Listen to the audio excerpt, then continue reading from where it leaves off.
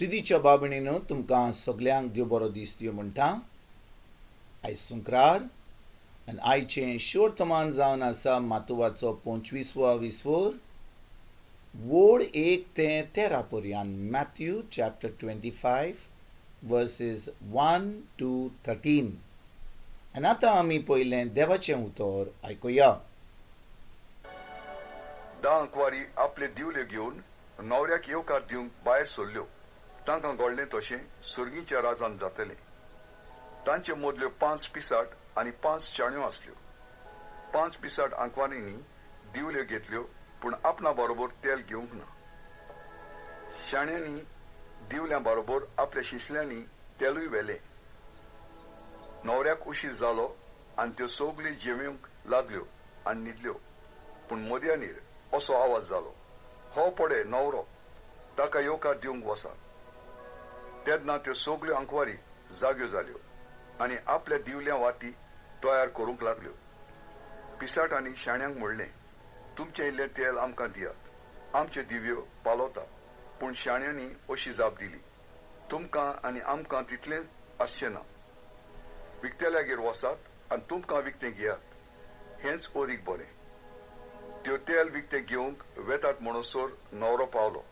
तयार आसलेल्यो त्यो आंकवारी ताचे बरोबर काजरा वसऱ्यांत भितर गेल्यो आनी दार बंद केलें. शेकीन दुसरी आंकवाऱ्यो पावल्यो आनी म्हणूंक लागल्यो, सायबा सायबा, आमकां दार उगड. पूण ताणें जाप दिली, हांव तुमकां खरेपणीन सांगतां, हांव तुमकां ओळखना. म्हणटच जागृत रावात, कित्याक दीस न्हय म्हूण घडी तुमी नकळोत. प्रितीच्या बाबणीनो, आयज जें शिवर्तमान आयकलां तातूंत जेजू आमकां जागृत रावपाक म्हणटा. आनी तो कितें म्हणटा? जागृत रावात, कित्याक दीस न्हय म्हूण घडी तुमी नकळोत. आनी बाबणीनो, आयची शिकवण, आयची वोपार जी जेजू आमकां शिकयता, 10 आंकवारीची वोपार, तातूंत तो दाखयता की मनशांची जाणवाय आनी मनशांचें पिशापण कशे भाशेन आमकां दिश्टी पडटा ह्या 10 आंकवारी मदें.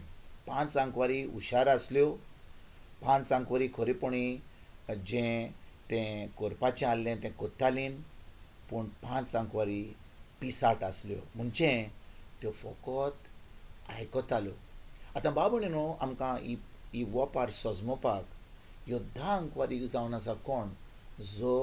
ज्या आंकवारींनी जेजूक मानून घेतलेलो, खरेपणी तांचो बातीस जाल्लो, ती जेजूक आपलो सोमिदेव सुरवंडान मानून घेतलेलें, तांकां पवित्र आत्मो मेळ्ळलो, देखून तांकां देवाचें उतर म्हणटा ती आंकवारी आहली.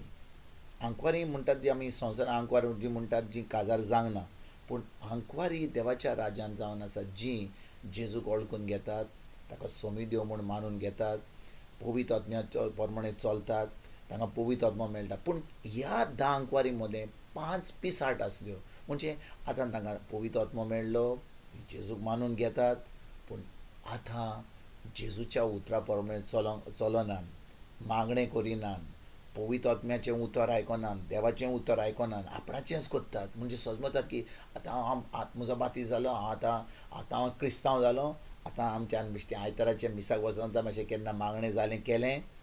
पूण ते भाशेन जेजू आमकां केन्नाच मेळोन येवचो ना, कित्याक ताणें आपलें अमोलीक रोगत वारोयलां आमी खरेपणी एक पवित्र जिवीत जियोवपाक.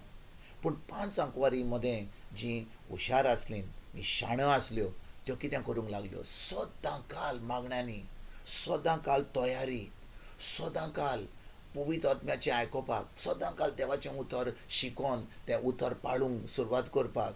कित्याक बाबणीनो, आयज आमकां ह्या वोपारीन आमकां कळोन येता की जेन्ना न्हवरो येयलो, आतां ह्यो पोंट्यो ज्यो चालू आसल्यो, त्यो पोंट्यो फकत चालू आसल्यो ह्या हुशार वो शाण्या आंकवारीचो. पूण त्या पिसाड आंकवारीचें तेल काबार जाल्लें, म्हणजे कितें? तांची कुरपा काबार जाल्ली, तांचो संबंद देवाशी नासलो, घट नासलो, ती देवाच्या उतरा प्रमाणे चलनासली. म्हणून जेन्ना न्हवरो येयलो, जेजू जो परतून येवपाचो आसा तो येयलो, तांच्यो पोंट्यो आतां पालोवन आसलेल्यो, चालून आसल्यो, पालवलेल्यो.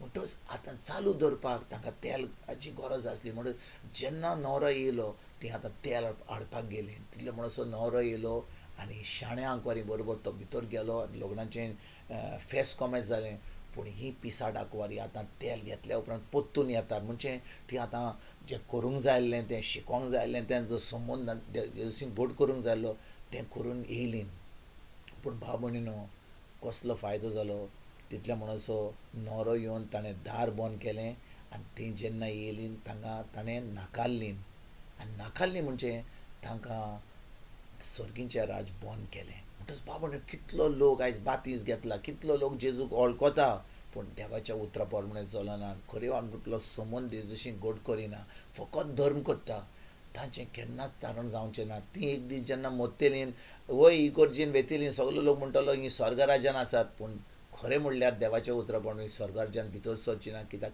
जेन्ना ती संवसारान आसली देवाच्या उतरा प्रमाणे चलोंक ना देवाचें उतर पाडूंक ना आपणाचेंच केलें आपणाचो धर्म केलो कितें सांगलेलें तें बिश्टें कितें वयल्या वयर केलें आनी सजमलें की हें सोंपें करून सर्गीचें राज आमी भोगूंक पावतलें बाबा सर्गीचें राज भोगपाक सोंपें न्हय वय जेजून आपलें रगत वारयलें आमचें तारण केलां आमकां साल्वार केल्या पूण आमी साल्वार जाल्या जाल्यार आमी खरेपणी एक बागेवन जीव आमी फळां दिवपाक गरजेचीं आनी बागेवन फळां दिवपाक गरजेचीं तर आयज आमी चुकल्या जाल्यार आमी देवाचें बोगसणें मागून खरेपणी आमी जेजूचे पाटलावदार कहे ताच्या उतरा प्रमाणे चलोन एक बागेवन जिवीत जिवन भावार्थान चलोन आयजतान आमी सुरवात करुया तुमकां आनी तुमच्या फॅमिलीक एक बरो दीस आवड येता आनी परतून तुमचे कडेन उलोवपाक फाल्यां हाजीर जातलो तुमकां सगल्यांक आमच्या सर्वंडरा जेजूची कृपा आमच्या सर्गीच्या बाबाचो मोग आनी पवित्र आत्म्याचो एक वट तुमकां तुमच्या फॅमिलीक हांव